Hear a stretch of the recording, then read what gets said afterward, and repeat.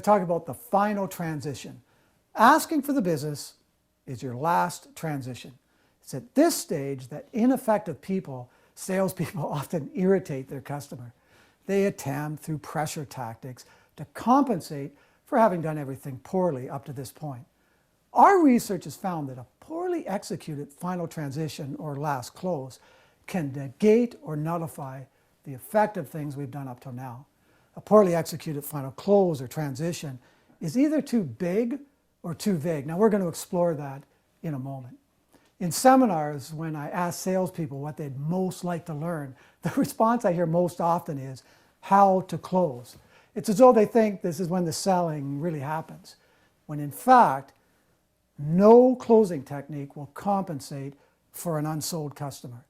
The objective of the sales process is to create the condition where the customer wants what you're selling. The sales process sets the stage for the final close or transition. If this condition exists, asking for the business makes sense. If this condition does not exist, it feels awkward and unnatural when we're trying to ask the customer if they'll do business with us. So what we're going to do is we're going to address two major aspects of the final close: fashioning the request and dealing with objections. Let's talk first about fashioning the request.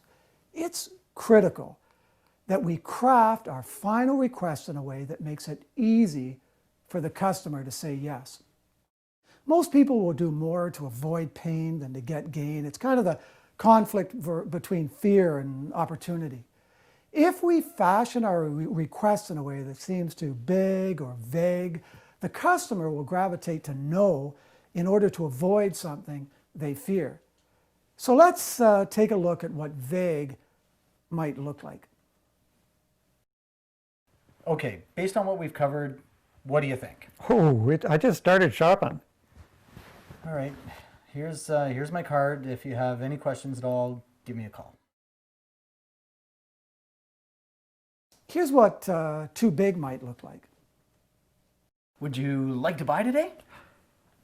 I'm going to need to think this over. It's a big decision. Okay, here's my card. If you have any questions at all, give me a call. Remember when we were kids and there was 3 little bears? Here's what just right might look like. Richard, before we explore installation options, do you mind if I ask you just a couple of questions? No problem. All right. When we first met, you said you were looking for a 54-inch. Are you satisfied with the model we're looking at in terms of size? Oh, the size works. Great. Next, you said it had to be very clear. In fact, you said like looking out a window. Is the resolution what you had in mind? It's exactly like looking out a window. Great. Next, you had questions about warranty. Now, based on our review of the warranty, does this meet your needs? The warranty's fine. Great. Come with me and we'll look at some installation options, double check if we have one in stock, and then make arrangements for delivery. Fantastic. We've talked in the past modules about the principles of influence. They converge at this stage to play a vital role in how we effectively fashion a request. They set the stage to make it easy for the customer to agree. So let's look at some brief clips demonstrating the effective use or examples of the use of these principles. For example, here's what scarcity might look like. Now, the product you're considering is very popular. So, just before we explore the financial details, let me confirm availability. Okay, that sounds great. Here's what reciprocity might look like. On average, our customers receive a 5% discount on this product. So to avoid a hassle on your part, I'm just going to go ahead and give you that amount of discount. Thanks. Here's an example of liking. You look like you work out. Are you more into running or weightlifting? Running. Here's what consensus might look like. Here's what several of my clients do at this stage that works for them. Here's what context might look like. So let's recap. When you came in, you were considering the new model, which is $37,504. But now we're looking at the demo, which is $32,407, a savings of over $5,000. Here's an example of consistency. Will you be registering this in your name? Yes. In terms of delivery, what would work best? Early in the week or later in the week? Later in the week. Great. There are just a couple of things we need to cover, and then I'll have you speak with our business manager to make the final arrangements. Sounds good. Strive to fashion your final close in a way where it makes it easy for the customer to do what they want. Employing the principles of influence will help you do this. Okay, so we've talked about how to ask for the business in a way that makes it easy for the customer to say yes. Next, let's talk about how to deal with objections that occur at this stage of our relationship with customers. When we ask for the business, the customer either says yes or raises an objection. If the customer likes you and the product, they'll work with you to resolve any barriers. They appreciate if we make it easy for them to make a decision and get what they want. If your attempts have no effect, what the customer is doing is they're just making excuses. In fact, they may not like you or the product. Okay, great. Come with me. Let's see if we can work out the details and make arrangements for delivery. Hold on, not so fast. I need a little time to think this over. I agree. It's a big decision. I'd need to think it over too. What will be some of your biggest considerations as it relates to this purchase? I just started shopping, so I need a little time to explore things. Okay, so you're still in fact-finding mode. What additional information can I help you with? Nothing really. Thanks for your help. If at this stage they don't like you or the product, it's too late. You had your chance and you blew it. There's really, in fact, no closing strategy at this point that can compensate for an unsold customer. If the customer doesn't like us or the product, then really what you're experiencing is just an escape plan. If the customer likes you and the product, then what they're experiencing at this stage is something psychologists call, I hope I can pronounce this right, cognitive dissonance. Here's what cognitive dissonance is.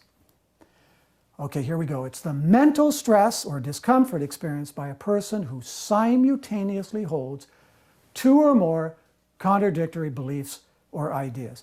Kind of look at it this way. They want your product, but maybe they're worried about financial issues. They want your product, but maybe they're concerned that they may not have explored all their options. They want your product, but they may need to consult with someone else. An objection is really, I think, a bit of a mischaracterization. More accurately, it's an obstacle standing in the way of the customer getting what they want. An effective strategy at this point engenders a feeling of cooperation. For example, if they need to bring someone else in on the decision, make arrangements to meet with that person. If they feel that they've not done enough research, help them with the research. If they're worried about financial issues, help them justify the expense. Okay, come with me. Let's see if we can make the numbers work for you. Pat, I have a number of concerns. I'm not ready to move to that step yet. I totally understand. It is a big decision. Brent, do you mind sharing with me some of those concerns, though? No problem. Because I've not owned a boat of this size, I'm worried about unknown costs such as storage costs, winter prep costs, docking fees, insurance. These are important concerns. And by the way, I'd feel terrible if you bought this boat and it didn't bring happiness to you and your family. So let's review each of these concerns and see if this boat is right for you. I appreciate that.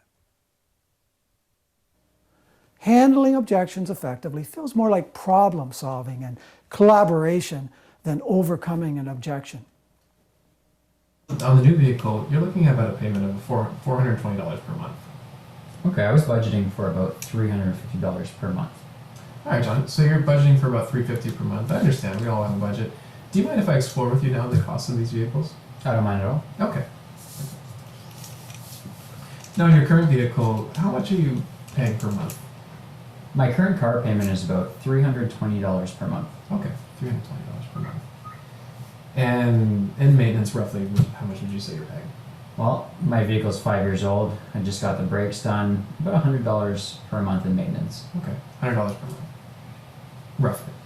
Okay, now you mentioned you commute. How much in fuel are you paying per month? About $250 per month in fuel costs. Okay, $250. Yeah, that's quite good. So if you put that all together, you're paying $670 per month. Would you say that's correct? Yeah, that sounds accurate. Okay. Now with the new vehicle, as I mentioned, the payment is $420 per month. And with maintenance, it's full warranty, so there's no maintenance cost per month. And the one you're looking at is also a hybrid, so the fuel cost is going to be cut in half. So from $250, you'll be paying $125 per month. So if you look at your new vehicle, you're going to be paying $545 per month.